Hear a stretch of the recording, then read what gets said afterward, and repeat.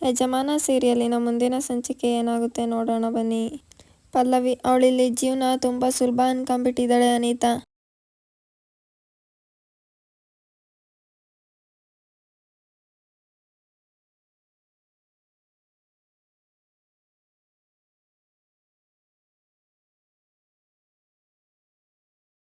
ಅವಳಿಗೆ ಇಲ್ಲಿನ ವಾಸ್ತವ ಏನಂತ ತಿಳಿಸಿ ಅವಳನ್ನ ಮನೆ ಬಿಟ್ಟು ಆಚೆ ಹಾಕ್ಲಿಲ್ಲ ಅಂದರೆ ನನ್ನ ಹೆಸರು ಪಲ್ಲವಿನೇ ಅಲ್ಲ. ಅಲ್ಲಿವರೆಗೂ ಆ ಮನೆ ಹೊಸ್ಲು ನಾನು ತುಳಿಯಲ್ಲ ಅನಿತಾ. ಇಲ್ಲಿವರೆಗೂ ಒಂದು ಆಟ ಇತ್ತು, ಇನ್ಮೇಲೆ ಶುರು ಆಗುತ್ತೆ ಅಸಲಿ ಆಟ. ಬೇಗ ಗುಡ್ ನ್ಯೂಸ್ ಕೊಡ್ತೀನಿ, ಅಲ್ಲಿವರೆಗೂ ನೀನು ದುಡುಕ್ದಂಗಿರು. ಸತ್ಯ ಏನನ್ನೋದು ಗೊತ್ತಾಯ್ತಲ್ವಾ ಪಲ್ಲವಿನ ನಂಬು. ಅವಳು ನಂಬಿಕೆನ ಉಳಿಸ್ಕೊಂತಾಳೆ. ಇನ್ನು 6 ದಿನ ಅಲ್ವಾ ಅಣ್ಣ, ಕಾಯ್ತೀನಿ. ಇಲ್ಲಿ ಸಂಗೀತ ಬಂದು ಏನದಕ್ಕೆ ಎಷ್ಟೊಂದು ಖುಷಿಯಾಗಿದ್ದೀರಾ, ಏನು ಸಮಾಚಾರ ಅಂತ ಕೇಳಿದಾಗ ಝಾನ್ಸಿ ಎಸ್, ನಾನು ತುಂಬ ಖುಷಿಯಾಗಿದ್ದೀನಿ, ಸಿಕ್ಕಾಪಟ್ಟೆ ಖುಷಿಯಾಗಿದ್ದೀನಿ. ಆದರೆ ನೀನು ಯಾರಿಗೂ ಹೇಳಲ್ಲ ಅಂದರೆ ಮಾತ್ರ ಹೇಳ್ತೀನಿ ಅಂತ ಹೇಳ್ತಾರೆ. 100% ಹೇಳಲ್ಲ ಹೇಳಿ. ಅದು ಹೋಗ್ ಸಂಗೀತ, ನನಗೆ ನಾಚಿಕೆ ಆಗ್ತಿದೆ ಅಂತ ಝಾನ್ಸಿ ಹೇಳಿದಾಗ, ಸಂಗೀತ ನೀವಿಷ್ಟೊಂದು ನಾಚ್ಕೊತಾ ಇದ್ದೀರಾ ಅಂದರೆ ಏನೋ ಸಮಥಿಂಗ್ ಇರಲೇಬೇಕು, ಅದೇನಂತ ಹೇಳಿ, ಬೇಗ ಹೇಳಿ ಅದಕ್ಕೆ ಪ್ಲೀಸ್ ನನ್ನ ಕೈಲಿ ಕ್ಯೂರಿಯಾಸಿಟಿ ತಡೆಯೋಕ್ಕಾಗ್ತಿಲ್ಲ. ಅದು ನಿಮ್ಮ ಅಣ್ಣ ಇವತ್ತು ಮುತ್ತು ಕೊಟ್ಬಿಟ್ಟ. ಸಂಗೀತ, ನಮ್ಮಣ್ಣ ಮುತ್ತು ಕೊಟ್ಬಿಟ್ನಾ? ಚಾನ್ಸೇ ಇಲ್ಲ. ಝಾನ್ಸಿ, ನನ್ನ ಮೇಲೆ ನಿನಗೆ ನಂಬಿಕೆ ಇಲ್ವಾ? ಸಂಗೀತ, ನಿಮ್ಮ ಮುಖದಲ್ಲಿರೋ ಎಕ್ಸ್ಪ್ರೆಷನ್ನು, ನಿಮ್ಮ ಮುಖದಲ್ಲಿರೋ ಖುಷಿ, ಇದೆಲ್ಲ ನೋಡ್ತಾ ಇದ್ರೆ ನಂಬಿಕೆ ಬರ್ತಿದೆ. ಆದರೆ ನಮ್ಮ ಅಣ್ಣನ ಆ್ಯಂಗಲಿಂದ ಥಿಂಕ್ ಮಾಡಿದ್ರೆ ಯಾಕೋ ನಂಬಿಕೆ ಬರ್ತಿಲ್ಲ. ಝಾನ್ಸಿ, ನೀನು ನಂಬಲೇಬೇಕು, ಯಾಕೆಂದರೆ ನಿಮ್ಮ ಅಣ್ಣ ಮುತ್ತು ಕೊಟ್ಟಿದ್ದು ಸತ್ಯ. ಸಂಗೀತ, ನಂಬೋಕ್ಕೆ ಆಗ್ತಿಲ್ವಲ್ಲ ಅದಕ್ಕೆ, ಇದೆಲ್ಲ ಹೇಗೆ ಸಾಧ್ಯ? ಅದನ್ನು ಈಗಲೂ ನೆನೆಸ್ಕೊಂಡ್ರೆ ನನಗೊಂಥರ ರೋಮಾಂಚನ ಆಗ್ತಾ ಇದೆ. ಅದು ಅಲ್ಲಿ ಯಾರೂ ಇರಲಿಲ್ವಾ, ರೊಮ್ಯಾಂಟಿಕ್ಕಾಗಿ ಗಟ್ಟಿಯಾಗಿ ತಬ್ಕೊಂಡು ಹಾಗೆ ಮುತ್ತು ಕೊಟ್ಬಿಟ್ರು. ಆಗ ರಾಘು, ರೀ ನಿಮ್ದೇನು ಬಾಯ ಏನು? ಒಂದು ಕ್ಷಣನೂ ಯೋಚನೆ ಮಾಡದೆ ಇಷ್ಟು ಈಸಿಯಾಗಿ ಯಾಗ್ರಿ ಸುಳ್ಳು ಹೇಳ್ತೀರಾ? ಝಾನ್ಸಿ, ಸುಳ್ಳು ಹೇಳ್ತಾ ಇರೋದು ನೀನಾ? ರಾಘು, ನಾನು ಯಾವಾಗ್ರಿ ನಿನ್ನ ಹಗ್ ಮಾಡಿದೆ? ಝಾನ್ಸಿ, ಮುತ್ತು ಕೊಟ್ಟಿದ್ದು ಸುಳ್ಳ ಹಾಗಾದ್ರೆ? ರಾಘು, ಮುತ್ತು ಕೊಟ್ಟಿದ್ದೇನೋ ನಿಜ.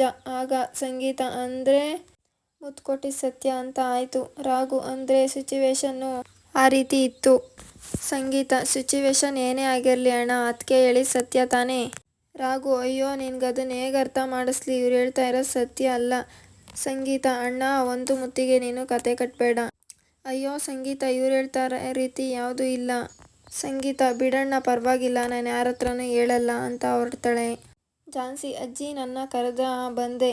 ರಾಘು, ಇವಾಗ ಸಂಗೀತಂಗೆ ನಾನು ಯಾಕಪ್ಪ ಅರ್ಥ ಮಾಡಿಸ್ಲಿ? ತಬಲಾ ಮತ್ತು ಮಲ್ಲಿ ರಾಯ್ ಮಾಡ್ಕೊಂಡೋಗಿರುವ ವಿಡಿಯೋವನ್ನು ನೋಡಿ, ಸರ್ ಇದೆಲ್ಲ ನಿಜ ಆದರೆ ಮಲ್ಲಿ, ಸರ್ ಹಾಗಾದರೆ ಇದೆಲ್ಲ ನಾಟಕನ ಅಂದಾಗ ರಾಯ್ ಬಾಯ್ ಬಿಡಬೇಡ ಮಲ್ಲಿ, ನೀವಿಬ್ರು ಏನು ಗೆಸ್ ಮಾಡಿದ್ದೀರೋ ಅದೇ ಸತ್ಯ. ತಬಲಾ, ಸರ್ ಇದೆಲ್ಲ ಅಭಿನಯ ಅನ್ನಿಸ್ತಾನೇ ಇಲ್ಲ, ಇದೆಲ್ಲ ಪಾತ್ರನ ಅನುಗುಣವಾಗಿ ಮಾಡಿದ್ದಾರೆ ಅನ್ನಿಸ್ತಾ ಇದೆ. ರಾಯ್, ಹೌದು ತಬಲಾ, ಅವರಿಬ್ರನ್ನೂ ಹಾಕೊಂಡು ಒಳ್ಳೆ ಸಿನಿಮಾ ಮಾಡ್ಬೋದು, ಅಷ್ಟು ಅಭಿನಯವಾಗಿ ನಟಿಸ್ತಾರೆ. ಏನು ಇನ್ವಾಲ್ವ್ಮೆಂಟು ಅಂತೀರಾ? ಝಾನ್ಸಿ ಮೇಡಮ್ನ ಕಂಡ್ರೆ ರಾಘುಗೆ ಹೆವಿ ಕೋಪ. ರಾಘವೇಂದ್ರ ಸರ್ರಿಗೆ ಝಾನ್ಸಿ ಮೇಲೆ ಇರುವ ಕೋಪ ಇನ್ನೂ ಕಡಿಮೆ ಆಗಿಲ್ವಾ ಅಂತ ಮಲ್ಲಿ ಕೇಳಿದಾಗ, ತಬಲಾ, ಕಮ್ಮಿ ಆಗಿದ್ರೆ ನಾನು ಅವ್ರ ಹತ್ರ ಆ್ಯಕ್ಟಿಂಗ್ ಮಾಡ್ಸೋಕ್ಕೆ ಕಾನ್ಸೆಪ್ಟ್ ರೆಡಿ ಮಾಡ್ಕೊಂಡು ಹೋಗ್ಬೇಕಿತ್ತ? ನೀವೇನೇ ಹೇಳಿ, ಮೇಡಮ್ ಏನೋ ಉದ್ದೇಶ ಇಟ್ಕೊಂಡು ಅಲ್ಲಿಗೆ ಹೋಗಿದ್ದಾರೆ ಅನ್ನಿಸ್ತಿದೆ. ತಬಲಾ, ಅವರಿಬ್ರು ಮಧ್ಯೆ ಇರೋ ಸಮಸ್ಯೆ ಸರಿ ಹೋಗುತ್ತೆ, ಅವರಿಬ್ರು ಹೊಂದ್ಕೊಂಡು ಹೋಗ್ತಾರೆ ಅನ್ನೋದೇ ನನಗೆ ನಂಬಿಕೆ ಬರ್ತಿಲ್ಲ. ಆಗ ರಾಯ್, ತಬಲಾ, ಬಾಯಿ ಚಪ್ಲಕ್ಕೆ ಏನೇನೋ ಮಾತಾಡಬೇಡ, ನಾನು ಬರೆದು ಕೊಡ್ತೀನಿ, ಇನ್ನು 3 ತಿಂಗಳಲ್ಲೇ ಮೇಡಮ್ ಗುಡ್ ನ್ಯೂಸ್ ಕೊಡ್ತಾರೆ. ಇನ್ನು 9 ತಿಂಗಳಲ್ಲೇ ತಾತನಿಗೆ ಮಾಡಿಸೋದಕ್ಕೆ ಒಂದು ಮಗುನೂ ಕೊಡ್ತಾರೆ, ಇದು ಕಟ್ಟಿಟ್ಟ ಬುತ್ತಿ. ನೋಡು ತಬಲಾ, ನನ್ನ ಗೆಸ್ಸು ಯಾವತ್ತೂ ರಾಂಗ್ ಆಗಿಲ್ಲ, ಈ ವಿಚಾರದಲ್ಲೂ ರಾಂಗ್ ಆಗಲ್ಲ. ಮಲ್ಲಿ, ರಾಯ್ ಸರ್ ನೀವು ಹೇಳಿದ್ದು ಕರೆ ಐತ್ರಿ, ಆದರೆ ಅವರಿಬ್ರು ಸಂಸಾರ ಶುರು ಮಾಡಬೇಕು ಆದರೆ ಅವ್ರ ಮನೆಯವರು ಸೇರೋಕ್ಕೆ ಬಿಡಲ್ವಲ್ಲ, ಅಂದಮೇಲೆ ಮೇಡಮ್ ಅವ್ರನ್ನ ಓಡಿಸ್ತಾರ್ರಿ. ಮಲ್ಲಿ, ಓಡಿಸಿದ ಕೂಡಲೇ ಓಡ್ ಬರೋದಕ್ಕೆ ನಮ್ಮ ಮೇಡಮ್ ಏನು ದನ ಕರು ಅಂದ್ಕೊಂಡ್ಯಾ? ಅವ್ರ ಮನೆಯವ್ರು ಏನೇ ಮಾಡಿದ್ರು ಸಂಸಾರ ಸರಿ ಮಾಡ್ಕೊಳುವ ಗಟ್ಟಿಗಿತ್ತಿ. ಮೇಡಮ್ಮು ಎಲ್ಲ ಟಾರ್ಚರ್ಗಳನ್ನೂ ಸಹಿಸ್ಕೊಂತಾರೆ. ಆಗ ತಬಲಾ, ಹಂಗಾದ್ರೆ ಮೇಡಮ್ಗೆ ಇವತ್ತು ಎಲ್ಲರೂ ಸೇರ್ಕೊಂಡು ಟಾರ್ಚರ್ ಕೊಡ್ಬೋದಾ? ರಾಯ್, ಇದ್ರೂ ಇರ್ಬೋದು, ಇಲ್ಲ ಮೇಡಮ್ಮೇ ತಿರ್ಗಿಸ್ಕೊಟ್ರೂ ಕೊಡ್ಬೋದು. ಇಲ್ಲಿ ಸಂಗೀತ, ನಯನ ನಿಂಗೊಂದು ವಿಷಯ ಗೊತ್ತಾಯ್ತಾ? ಏನಕ್ಕ? ಝಾನ್ಸಿ ಮೇಡಮ್ಗೆ ನಮ್ಮಣ್ಣ ಮುತ್ತು ಕೊಟ್ನಂತೆ. ಅಕ್ಕ, ನಿಜ ಹೇಳ್ತಾ ಇದ್ಯಾ? ಹೌದು ಕಣೆ ನಯನ, ನಿನ್ಗೆ ಯಾರು ಹೇಳಿದ್ರು? ಝಾನ್ಸಿ ಅದಕ್ಕೇನೆ ಹೇಳಿದ್ದು ನಯನ. ಅಣ್ಣ ಮುತ್ತು ಕೊಟ್ಟಿದ್ದನ್ನ ಹೇಳ್ಬೇಕಾದ್ರೆ ಝಾನ್ಸಿ ಅದಕ್ಕೆ ನಾಚಿ ನೀರಾಗ್ಬಿಟ್ರು. ಅಕ್ಕ ರಾಘು ಅಣ್ಣನೇ ಮುತ್ತು ಕೊಟ್ಟಿದ್ದಾನೆ ಅಂದಮೇಲೆ ಅಣ್ಣಂಗೂ ಅತ್ತಿಗೆ ಮೇಲೆ ಲವ್ ಆಗೋಯ್ತು. ಲವ್ ಆಗಿದೆ ಅಂದಮೇಲೆ ಇನ್ನು ಅಣ್ಣ ಅತ್ತಿಗೆನ ಬಿಟ್ಕೊಡೋ ಮಾತೇ ಇಲ್ಲ. ಹೌದಕ್ಕ, ಇನ್ಮೇಲೆ ಯಾರೇ ಏನೇ ಮಾಡಿದ್ರು ಅತ್ತಿಗೆನ ಮನೆಯಿಂದ ಆಚೆ ಕಳ್ಸೋಕ್ಕೆ ಸಾಧ್ಯನೇ ಇಲ್ಲ. ಒಂದು ಮುತ್ತು ನಮ್ಮ ಆತಂಕನ ದೂರ ಮಾಡಿದ ಸಂಗೀತ. ಒಟ್ನಲ್ಲಿ ಒಂದು ಮುತ್ತಿನ ಕತೆ ಶುರುವಾಯಿತು. ಆಗ ಪಲ್ಲವಿ, ಏ ಸಂಗೀತ, ನೀನು ಹೇಳ್ತಾ ಇರೋದು ನಿಜನಾ? ಯಾವ ವಿಷಯದ ಬಗ್ಗೆ ಕೇಳ್ತಾ ಇದೀಯ ಅಕ್ಕ? ನಾಟಕ ಮಾಡಬೇಡ, ಅಣ್ಣ ಜಾನ್ಸಿಗೆ ಮುತ್ತು. ಸಂಗೀತ, ನನಗೆ ಗೊತ್ತಿಲ್ಲಪ್ಪ, ನಾನು ಯಾವಾಗ ಹಾಗೆ ಹೇಳ್ದೆ? ಪಲ್ಲವಿ, ನಾಟಕ ಮಾಡಬೇಡ ನೀನು. ನಯನ ಹತ್ರ ಹೇಳಿದ್ನ ಕೇಳಿಸ್ಕೊಂಡೆ? ಓ, ಕೇಳಿಸ್ಕೊಬಿಟ್ಟಿಯಾ? ಅಣ್ಣ ಅತ್ತಿಗೆಗೆ ಮುತ್ತು ಕೊಟ್ರಂತೆ ಅಕ್ಕ, ಆದರೆ ಈ ವಿಷಯನ ಯಾರ ಹತ್ರನೂ ಹೇಳ್ಬೇಡ ಅಂತ ಜಾನ್ಸಿ ಅತ್ತಿಗೆ ಹೇಳಿದ್ರು. ಆದರೆ ನೀನು ಕೇಳಿಸ್ಕೊಂಬಿಟ್ಟಿಯಾ? ನೀನು ಅಷ್ಟೇ ಅಕ್ಕ, ಈ ವಿಷಯನ ಯಾರಿಗೂ ಹೇಳ್ಬೇಡ. ಏ ಜಾನ್ಸಿ ಎದ್ದೋಳು, ನಮ್ಮ ನೆಮ್ಮದಿನೆಲ್ಲ ಹಾಳು ಮಾಡಿ ಎಷ್ಟು ನೆಮ್ಮದಿಯಾಗಿ ಮನ್ಗಿದ್ದಾಳೆ ನೋಡು. ಏ ಜಾನ್ಸಿ ಎದ್ದೋಳು ಎದ್ದೋಳು ಅಂದಾಗ, ಜಾನ್ಸಿ, ಬೆಳಗ್ಗೆಯಿಂದ ಟಯರ್ಡ್ ಆಗಿದೆ ಯಜಮಾನ್ರೆ, ಚೇಷ್ಟೆ ಮಾಡಬೇಡಿ ಯಜಮಾನ್. ಪಲ್ಲವಿ, ನೀನಾ? ನಾನೆಲ್ಲೋ ರಾಘು ಅಂದ್ಕೊಂಡೆ. ಹ್ಞೂ ಅನ್ಕೊಂತೀಯ, ಅನ್ಕಂಡೆ, ಇನ್ನೇನು ಮಾಡ್ತೀಯ? ಸತ್ಯ ಏನನ್ನೋದನ್ನ ಹೇಳು. ಏನು ಪಲ್ಲವಿ, ಮನ್ಗಿರೋಳನ್ನ ಎದ್ದೋಳಿಸಿ ಸತ್ಯ ಹೇಳು ಸತ್ಯ ಹೇಳು ಅಂದರೆ ಏನು ಹೇಳಬೇಕು? ಯಾವುದ್ರ ಬಗ್ಗೆ ಹೇಳಬೇಕು? ಸ್ವಲ್ಪ ಬಿಡಿಸಿ ಹೇಳು ಅಂದಾಗ, ನಮ್ಮ ಅಣ್ಣ ನಿನಗೆ ಮುತ್ತು ಕೊಟ್ನಾ?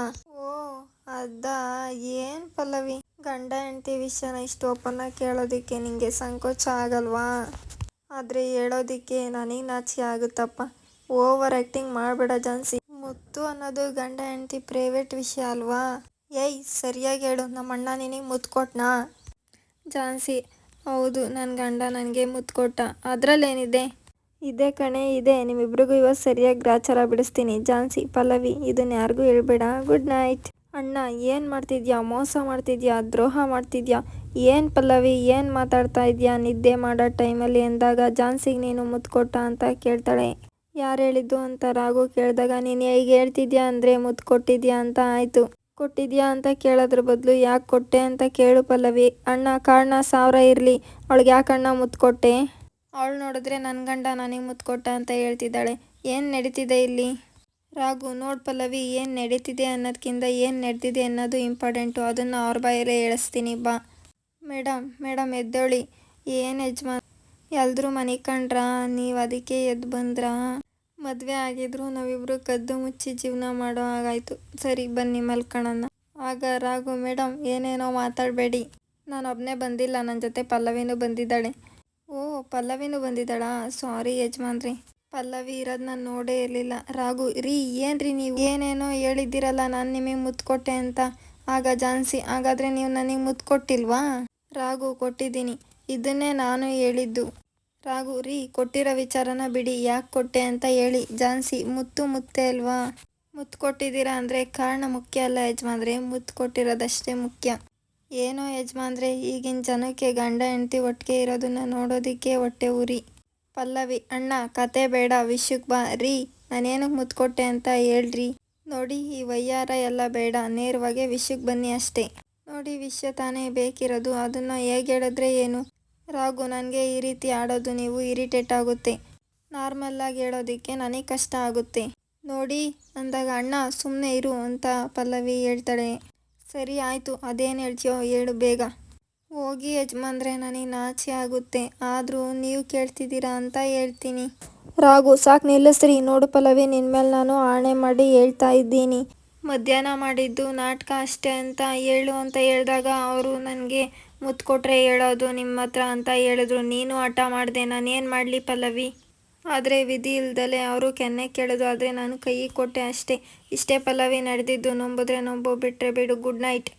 ಜಾನ್ಸಿ, ಪಲ್ಲವಿ, ನಿನ್ನ ಡೌಟ್ ಎಲ್ಲ ಕ್ಲಿಯರ್ ಆಯಿತು ತಾನೇ? ಮತ್ತೆ ಬಂದು ಎದ್ದೊಳಿಸಲ್ಲ ಅಲ್ವಾ? ಗುಡ್ ನೈಟ್ ಅಂತ ಹೇಳಿ ಮಲ್ಕೊತಾಳೆ.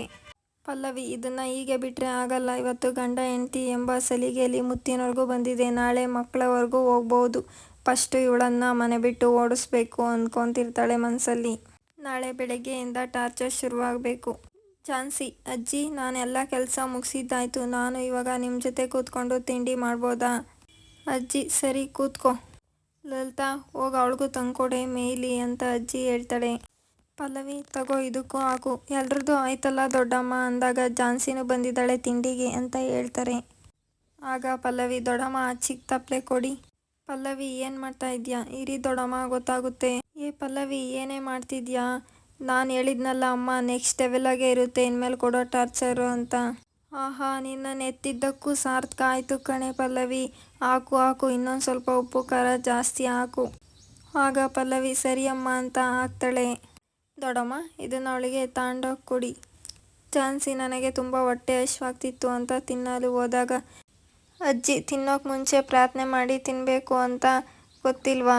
ರಾಘು ಅವರ ದೊಡ್ಡಪ್ಪ, ನೋಡಮ್ಮ, ಊಟ ಮಾಡೋಕ್ಕೂ ಮುಂಚೆ ಬೆಳೆದಿರೋ ರೈತನ್ನ, ಮಲಗೋಕ್ಕೂ ಮುಂಚೆ ದೇಶ ಕಾಯೋ ಸೈನಿಕರನ್ನು, ಅವರಿಬ್ರು ಚೆನ್ನಾಗಿರ್ಲಿ ಅಂತ ದೇವ್ರ ಹತ್ರ ಪ್ರಾರ್ಥನೆ ಮಾಡಿಕೊಂಡು ಅನ್ನನೇ ದೇವರು ಅಂತ ಕಣ್ಣಿಗೆ ಹೊತ್ಕೊಂಡು ತಿನ್ನಬೇಕು. ಅಜ್ಜಿ, ಎಲ್ಲರೂ ನನ್ನ ಜೊತೆ ಪ್ರಾರ್ಥನೆ ಮಾಡಿ. ಪ್ರಾರ್ಥನೆ ಎಲ್ಲ ಮುಗಿದ ಮೇಲೆ ಊಟ ಮಾಡಿ ಅಂತ ಅಜ್ಜಿ ಹೇಳಿದಾಗ, ಒಂದು ನಿಮಿಷ ಅಂತ ಝಾನ್ಸಿ ಹೇಳ್ತಾಳೆ. ನಿಮ್ಮ ಪ್ರಾರ್ಥನೆ ಎಲ್ಲ ಮುಗ್ದಿದೆ, ನನ್ನ ಪ್ರಾರ್ಥನೆ ಇನ್ನೂ ಮುಗ್ದಿಲ್ಲ. ಸರಿ ಆಯಿತು, ನಿನ್ನ ಪ್ರಾರ್ಥನೆನೂ ಬೇಗ ಮುಗಿಸಮ್ಮ ಅಂತ ಹೇಳ್ತಾರೆ. ನನಗೆ ತುಂಬ ಹೊಟ್ಟೆ ಹಶ್ವಾಗ್ತಿದೆ ಅಂತ ರಾಘು ಅವರ ದೊಡ್ಡಪ್ಪ ಹೇಳ್ತಾರೆ. ಅಜ್ಜಿ, ಇದೇಕೆ ಈಗ ಉಗೀತಾ ಇದೆಯಲ್ಲ ಅಂದಾಗ ಝಾನ್ಸಿ, ಇದಕ್ಕೆ ಇಷ್ಟೊಂದು ಉಪ್ಪು ಖಾರ ಹಾಕಿದ್ದೀರಲ್ಲ, ತಿನ್ನೋಕ್ಕಾಗುತ್ತಾ? ಆಗ ಪಲ್ಲವಿ, ಅಂದರೆ ನಮ್ಮನೆ ಊಟ ಚೆನ್ನಾಗಿಲ್ಲ ಅಂತ ಹೇಳ್ತಾ ಇದ್ದೀಯಾ? ಝಾನ್ಸಿ, ನಾನು ಹಾಗೆ ಹೇಳ್ತಾ ಇಲ್ಲ, ಇದರಲ್ಲಿ ತುಂಬ ಉಪ್ಪು ಖಾರ ಜಾಸ್ತಿ ಆಗಿದೆ ಅಂತ ಹೇಳ್ತಾ ಇದ್ದೀನಿ. ರಾಘು ಅವರ ಚಿಕ್ಕಮ್ಮ, ನೀನು ಡೈರೆಕ್ಟಾಗಿ ಹೇಳದೇ ಇದ್ರೂ ಅದೇ ಅರ್ಥ ಬರುತ್ತೆ ಅಂತ ಹೇಳ್ತಾರೆ.